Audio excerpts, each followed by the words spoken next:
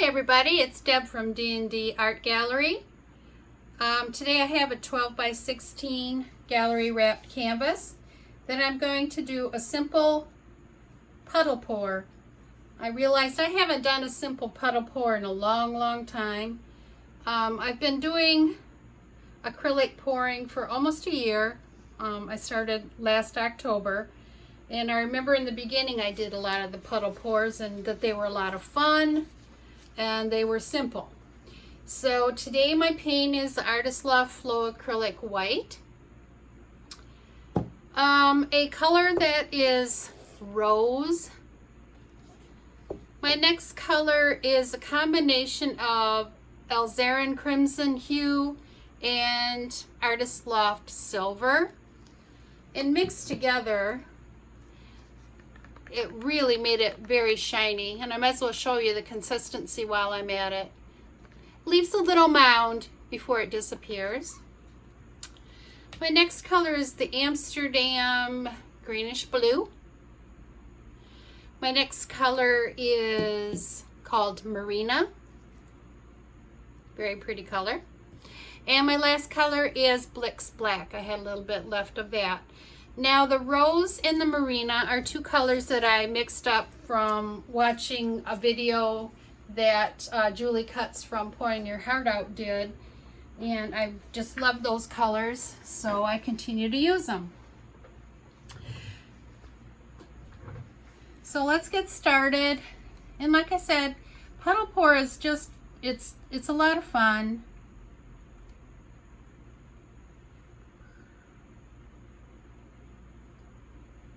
You can start wherever on your canvas. You can just start with one big puddle in the middle if you'd like.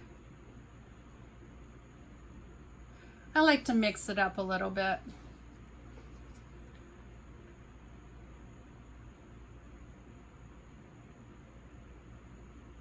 And I have put the Artist Flow Acrylic White on my edges and my corners to help the paint flow later on when I go to tip it.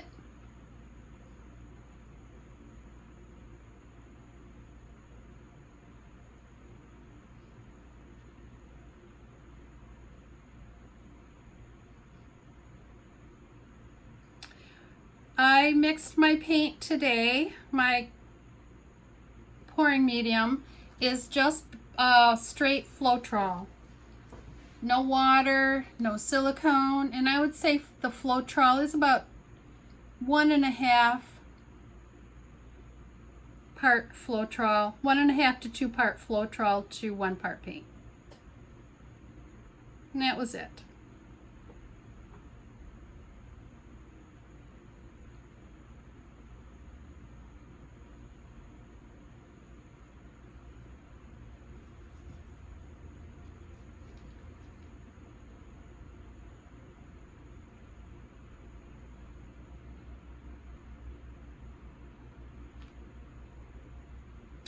While I'm working on this, I thought I'd talk about a couple of the artists that I've been watching on YouTube have been having some problems with being in a slump, or their paint's not cooperating and they're having issues with certain paints or certain combinations of paint, and they're more or less in a quote-unquote slump, paint slump. So when I started painting and I started doing my YouTube videos, I was considering doing a video way back then on what to do if you get into a slump. And this can be for any kind of hobby, just not painting. Whatever you do for a hobby. If you knit, crochet, woodworking, work with clay, just whatever you do. If you get in a slump, you just can't, it's like your mind is turned off, no ideas, no fresh ideas. What do? Well, a couple of ideas I had were to take a break, take a day off, Your hobby is supposed to be fun, relaxing, an outlet, stress reliever, my time, all of the above. But when it gets to be a chore, you need to take a step back and take a day off. A few things you could do.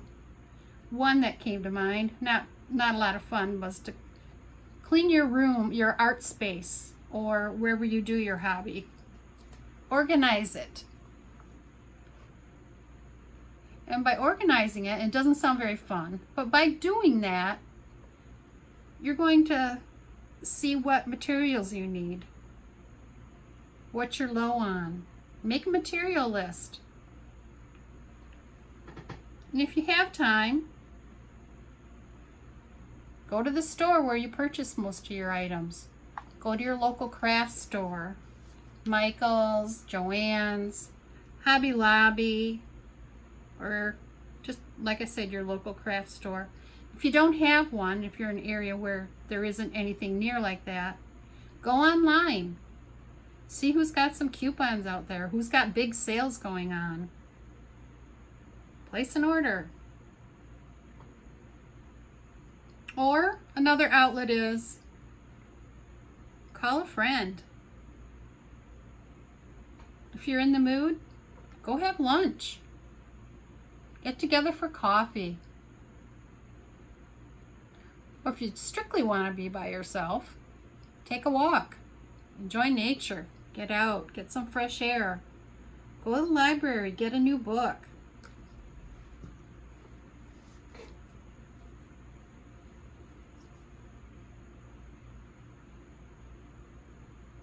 Sometimes when you just step away, take a break, you can think about your hobby, or you can try and completely get it out of your mind for a while. Whatever you do, I think it will refresh you, give you some fresh ideas. And or if you're the kind of person that you're very determined, you want to get to the bottom of it, want to know why you're having these issues or problems with whatever you're doing, call a friend that does the same thing that you do. Run it by him or her. Maybe they have a good idea or two that you could try. Just some ideas I had.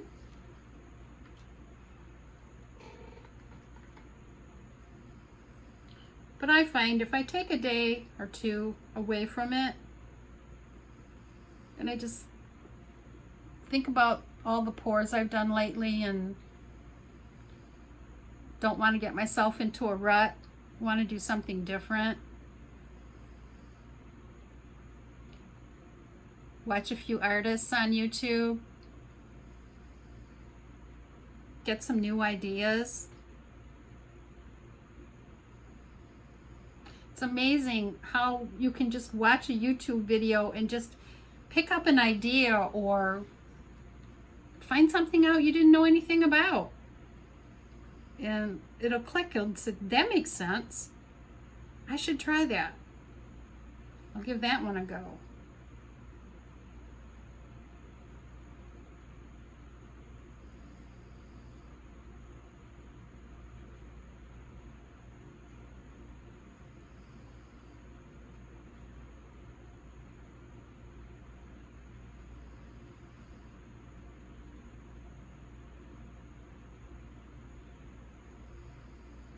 So hopefully those few ideas were helpful.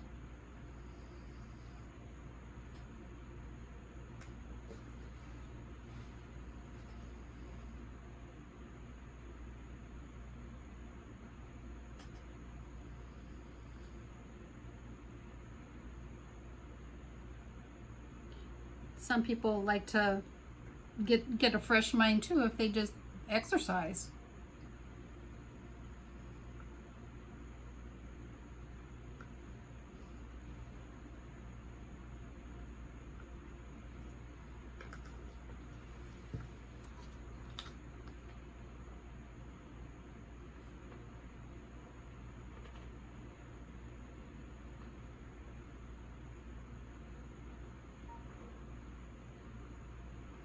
So this is just a puddle pour. This is basically what it is. Just paint here and there, and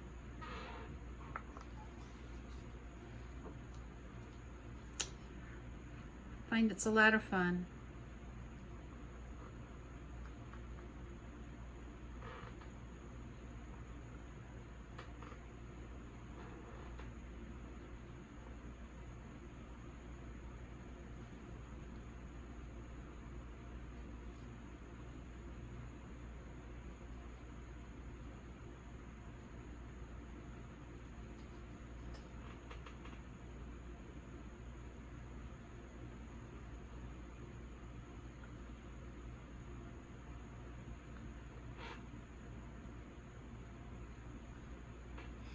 I have plenty of paint today, so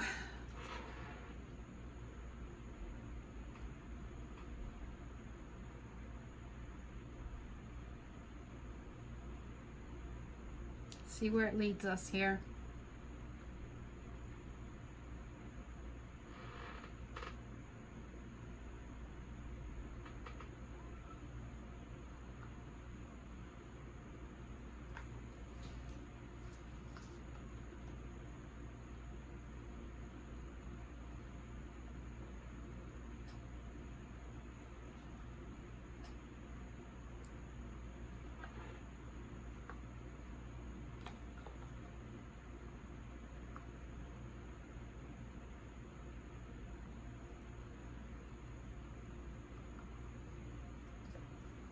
If I do get any sales today, it's because of the Floetrol.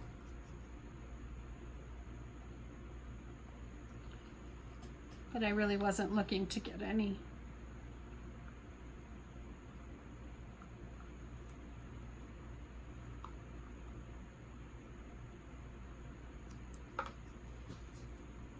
Let's see. Coming up on just about using enough paint here.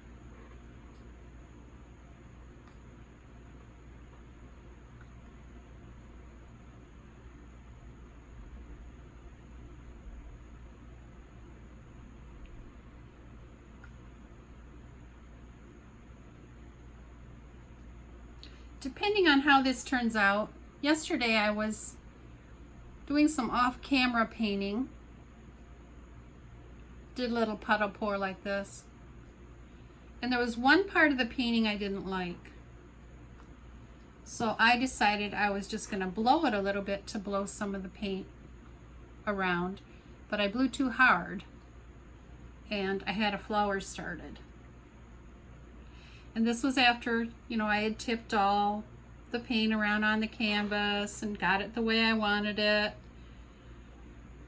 And torched it. So I said, okay, go for it. So I ended up blowing a lot of flowers on this puddle pour, and it added a pretty neat dimension to it. So depending on how this turns out, this puddle pour turns out, I may do that again just to show you, because it did turn out, I thought, pretty neat with a little extra dimension on there.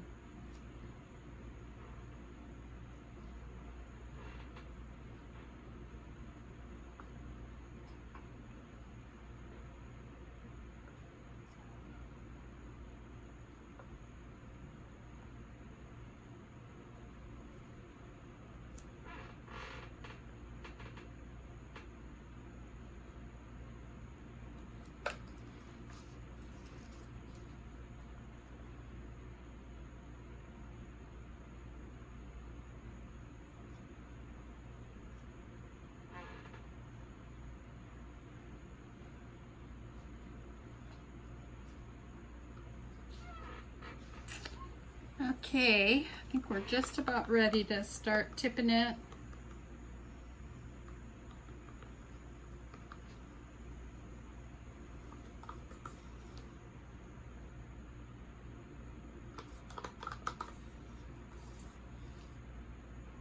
This is a painting that you could do with your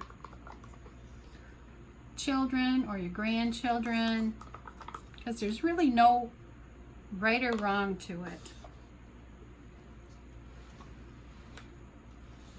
Okay. Torch it here.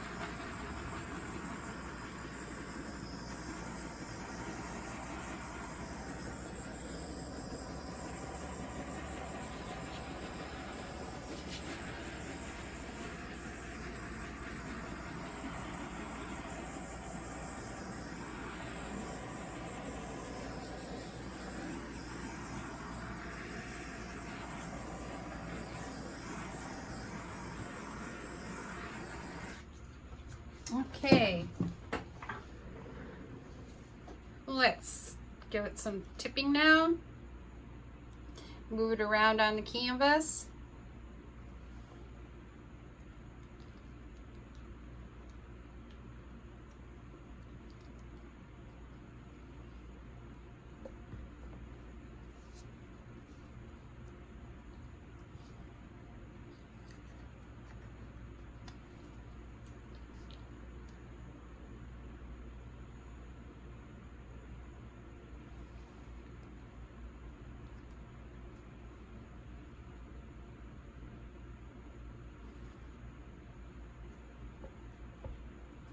Okay, I'm going to check my sides. And my corners. And it looks pretty cool the way it is.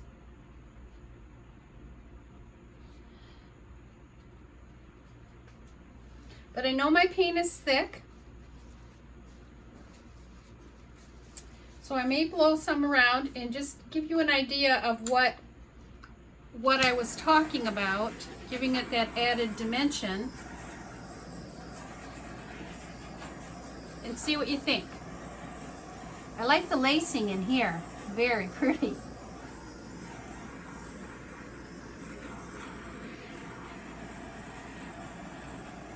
Getting a few little cells out, not much. Okay, just gonna blow on it a little bit.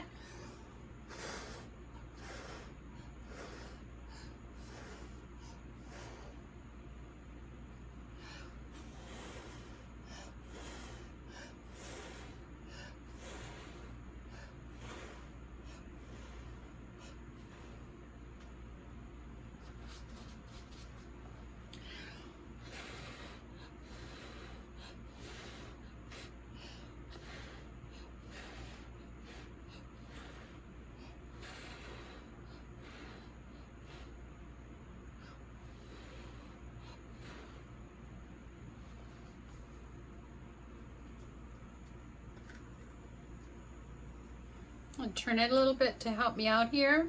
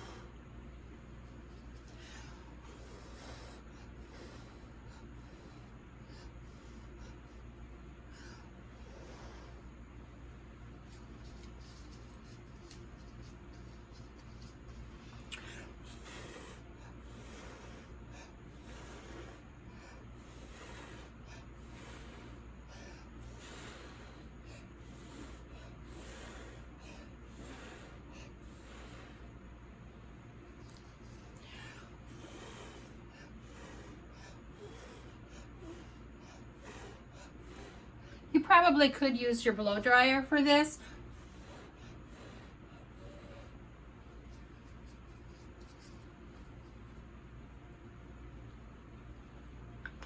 I'll put a little dot inside my flowers.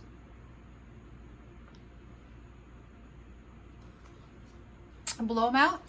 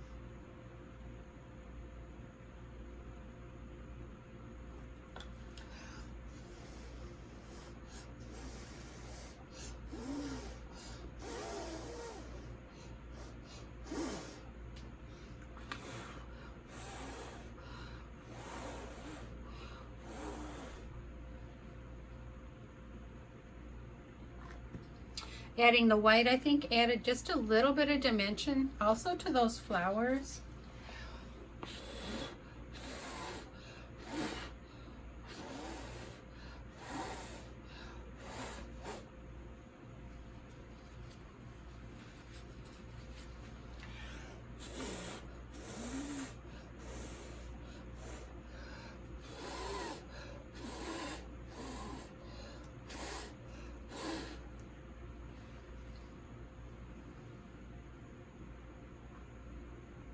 Very pretty.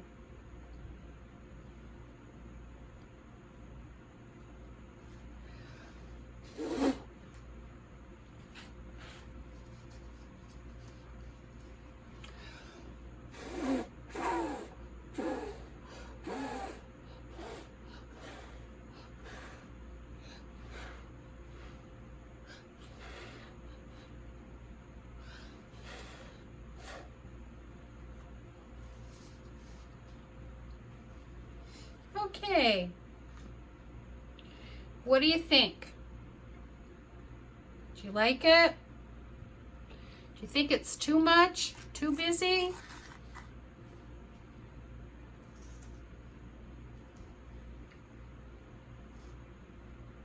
Just thought it was something different. Just adding an extra dimension to the top of a puddle pour. Give it a little torch here.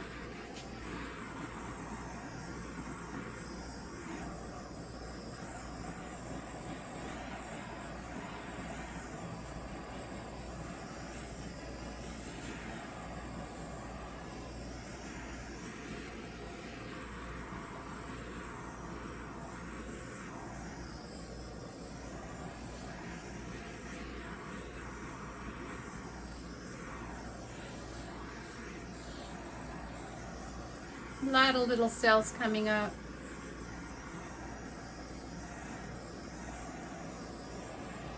Very colorful.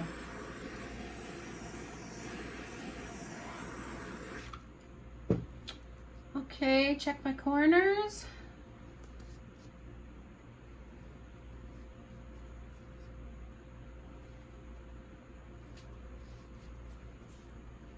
clean off the bottom here.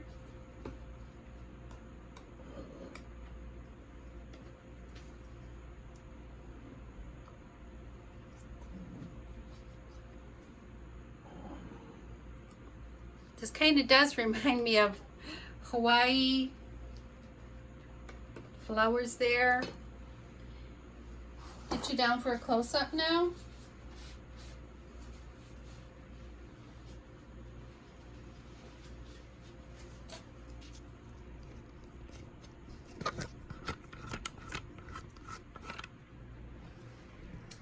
Okay, this is the upper left-hand corner.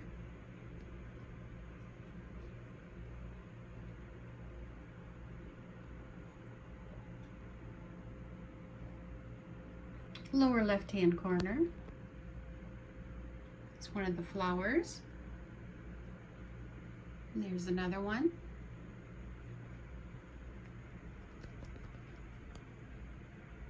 That one I think is very pretty. Very detailed there. And that was the upper right-hand corner. And now we're coming to the lower right-hand corner. That's another flower there. So let me know what you think. Do you like this? I guess I could call it a Puddle Pour Plus. That's hard to say. A Puddle Pour Plus. Give me a thumbs up if you like it. Share. Subscribe if you haven't yet. Ring the bell so you know the next time that I post a new video. And until then, everybody, take care. Bye.